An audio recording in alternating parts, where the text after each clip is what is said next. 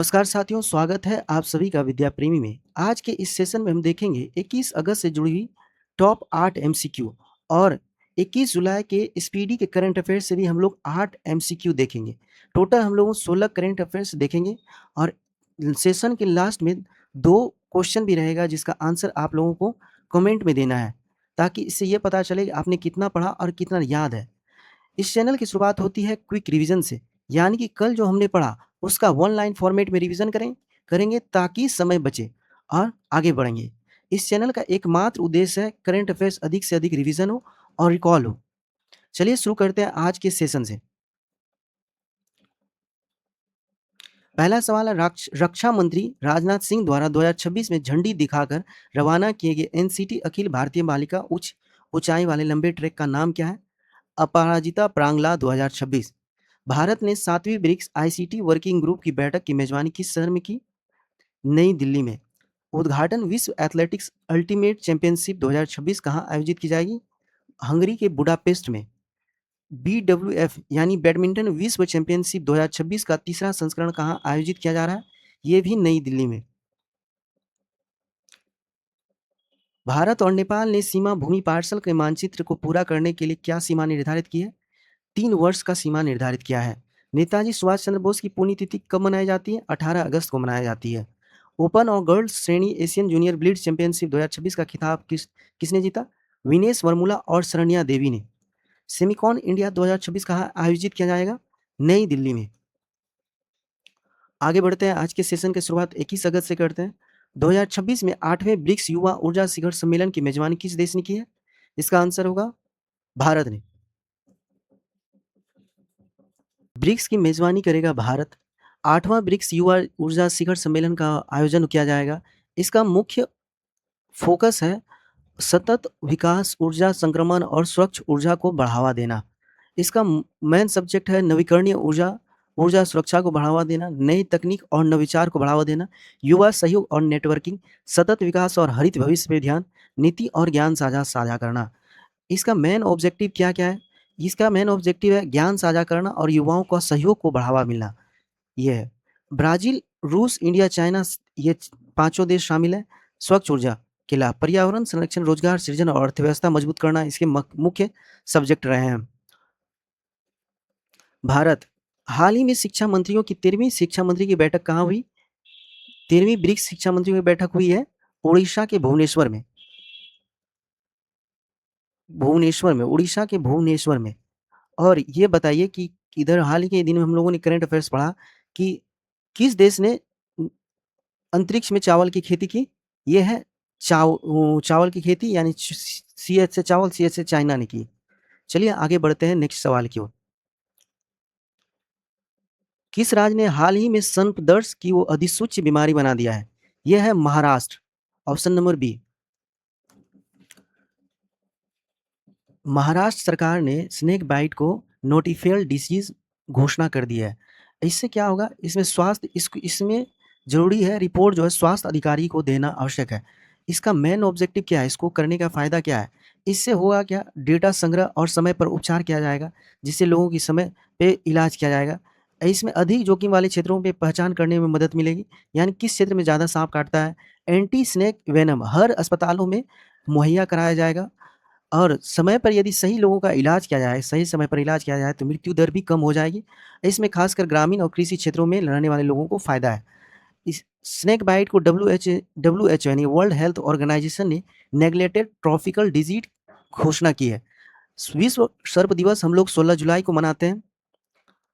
चलिए महाराष्ट्र से जुड़ी हुई करंट अफेयर्स देख लेते हैं। महाराष्ट्र ने हाल ही में एनालॉग पनीर यानी कि फेक पनीर को प्रतिबंध कर दिया और महाराष्ट्र सरकार ने एंटी लॉ कन्वर्जन लाया, यानी कि धोखाधड़ी विवाह और बेईमानी ठगी को बंद करने के लिए कन्वर्जन लॉ लाया। ये सब बंद किया जाएगा इस एक्ट के तहत। चलिए अगला सवाल देखते हैं। अगला सवाल है, भारत की पहली स्वदेशी क्वांटम प्रोसेसिंग यूनिट फैब्रिकेशन सुविधा किस राज्य में स्थापित की जाएगी? यह है कर्नाटक। क्यूपीयू फैब्रिकेशन सुविधा कर्नाटक के बेंगलुरु में क्यूपीयू फैब्रिकेशन सुविधा कर्नाटक के बेंगलुरु में स्थापित किया जाएगा। और यह भारत की पहली स्वदेशी संस्था होगी और इसका QPAI द्वारा स्थापना किया गया है। सुपर कंडक्टिंग क्वांटम प्रोसेसर बनाना इसका मुख्य फोकस है। राष्ट्रीय क्वांटम मिशन के तहत भारत को आत्मनिर्भरता को बढ़ावा देना इसका उद्देश्य रहा है। प्रोसेसर चिप QPI का उपयोग क्वांटम कंप्यूटर बनाने में होता है। इसके लिए विशेष क्लीन रूम निर्माण प्रक्रिया का उपयोग किया जाता है। नेक्स्ट सवाल है, सृजन रक्षा पोर्टल का प्राथमिक उद्देश्य क्या है? रक्षा वस्तुओं के स्वदेशी निर्माण को बढ़ावा देना। डीप सृजन यानी कि इसका मेन ऑब्जेक्टिव है डीप सृजन। स्वदेशी निर्माण को बढ़ावा देना इसका मेन ऑब्जेक्टिव है। रक्षा विक्रेता अपने उत्पादों को जानकारी पोर्टल पर अपलोड कर सकती है। आत्मनिर्भर भारत और मेक इन इंडिया को बढ़ावा देना। ऑब्जेक्टिव आयात पर निर्भरता कम करना। नेक्स्ट सवाल की ओर बढ़ते हैं। तमिलनाडु ने तीसरा बच्चा पैदा करने वाली महिला सरकारी कर्मचारी के लिए मातृत्व अवकाश बढ़ाकर कितने दिन कर दिया है? यह है 365 दिन, यानी कि parental leave maternity leave to extend 365 days बढ़ा के 365 दिन कर दिया। ये किस राज्य ने किया? तमिलनाडु ने। नया नियम है 365 दिन मातृत्व अवकाश को बढ़ावा देना। यह घोषणा जो है M.K. स्टालिन यानी कि पूर्व सीएम, तमिलनाडु के अभी सीएम है C. जोसेफ, इन्होंने इस इनिशिएटिव को फिर से लागू किया। लेकिन यह जो इनिशिएटिव थी पूर्व सीएम M.K. स्टालिन ने प्रस्तुत किया था। इसमें महिला सरकारी कर्मचारी को फायदा मिलेगी और महिलाओं को अधिक सहायता देना और कार्य परिवार संतुलन करना इसका मेन ऑब्जेक्टिव है। तमिलनाडु सरकार का अभी सीएम है C. जोसेफ, इन्होंने एग्रीकल्चर लोन को फ्री कर दिया। किस लिए फ्री कर दिया? ताकि किसानों को फायदा हो। नेक्स्ट सवाल की ओर बढ़ते हैं। दूरदर्शन के महानिदेशक के रूप में किसे नियुक्त किया गया है? यह है रीना सोनोवाल कौली। रीना सोनोवाल कौली को दूरदर्शन का महानिदेशक बनाया गया। वह IAS अधिकारी भी पहले रह चुकी है।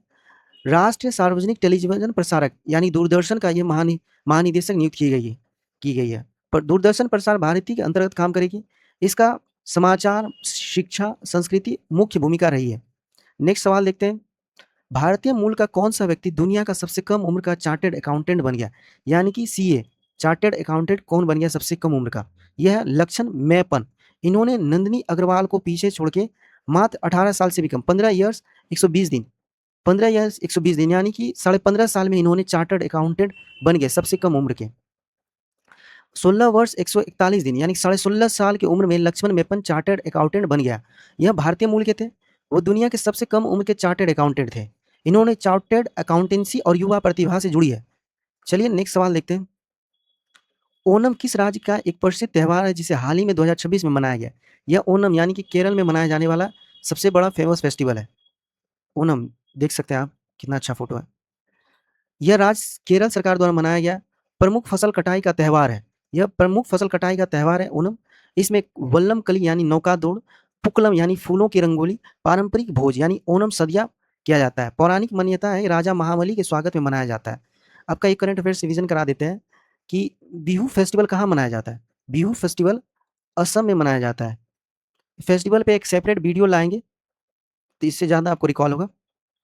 चलिए अब स्पीडी के करंट अफेयर्स को रिवीजन कर लेते हैं जो कि 21 जुलाई 2026 के हैं। ये सेशन के बारे में बताइएगा आपको कैसा लगा। साइबर धोखाधड़ी तथा महिला सुरक्षा कानूनों के बारे में शिक्षित करने के लिए कहाँ ऑपरेशन विधि पालक शुरू किया गया है? यह है बिहार। हर क्वेश्चन के बाद कुछ सेकंड आपको पॉज लेना और उसके बाद आपको आंसर रिकॉल करने का कोशिश करना है। बाढ़ राहत कार्यों में मदद के लिए भारतीय सेना ने किस राज्य में ऑपरेशन जल राहत शुरू किया? यह है असम सरकार। असम में हाल ही में ब्रह्मपुत्र नदी के कारण बाढ़ देखने को मिल रही है। INS मालव को कहाँ भारतीय नौसेना में शामिल किया गया है? यह है कर्नाटक के कारवार में।